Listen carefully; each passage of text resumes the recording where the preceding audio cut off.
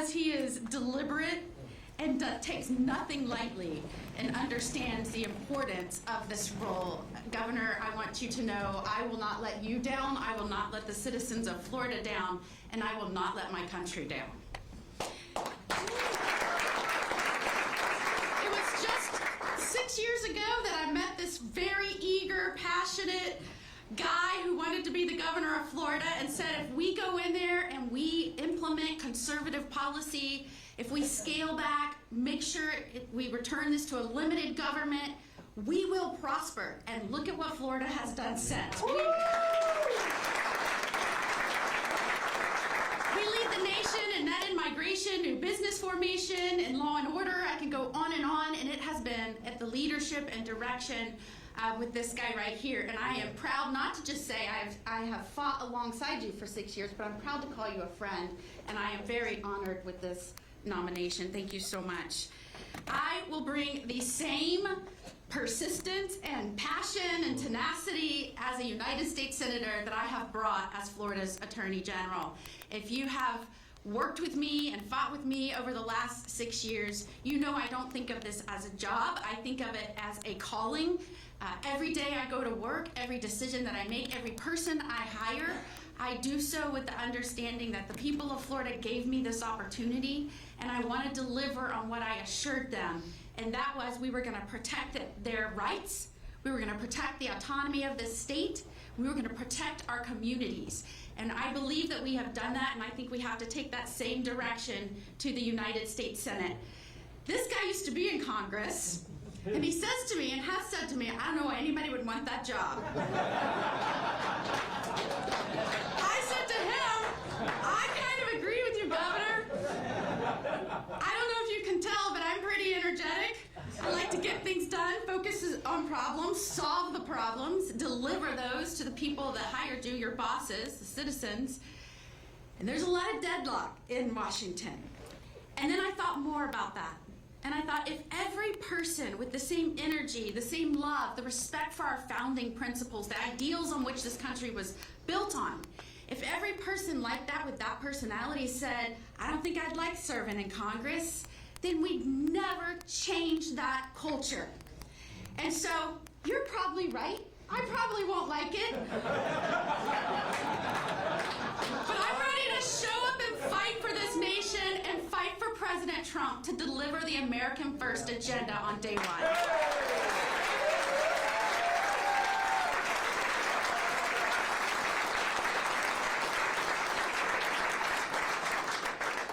Angered me the most as Attorney General, as I've had to fight the Biden administration over the last 4 years, when we have seen policy after rule, after financial decisions, spending out of these agencies, as the agencies have gotten bigger, as they have taken more power, as they have tried to tell the states what to do more and more and more, all that does is take the will of the people, the want of the people through their elected representatives in Congress, and turns this into a country we don't even recognize anymore.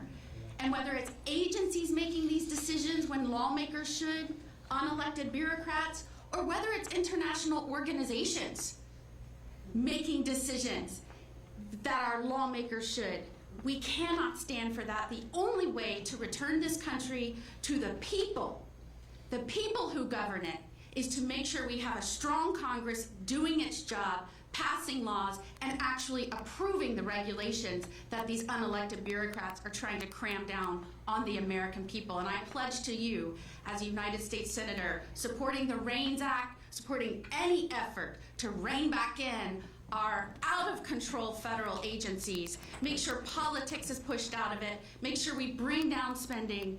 I am all for that, and I've got the backs of the American people, DOJ, and President Trump on that.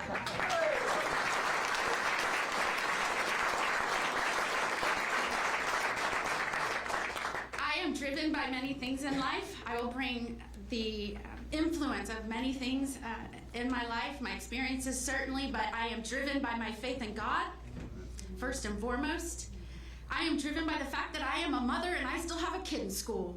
And whether it was protecting children from social media, from the dangers of fentanyl, the poison that's being pushed into our nation as the result of a wide open border, whether it's protecting our soldiers. The oldest boy in our family is a soldier. So whether it is supporting them while they are abroad or after they come home, I have their backs. And last but not least, God has blessed me with an amazing husband who's with me, Justin.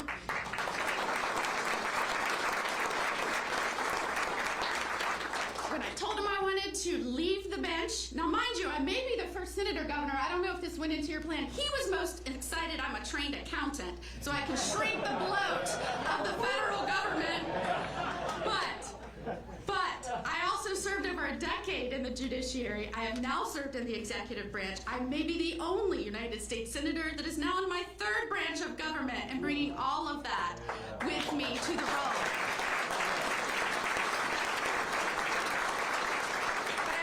An amazing husband who has watched and been there with me while I railed on what was happening to this country as millions poured illegally into our country, watching the devastation and crime and overdose rates in our country. He has stood by me, never doubted when I said I wanted to resign from being a judge and travel around the state and be unemployed and get people to hire me to be their lawyer.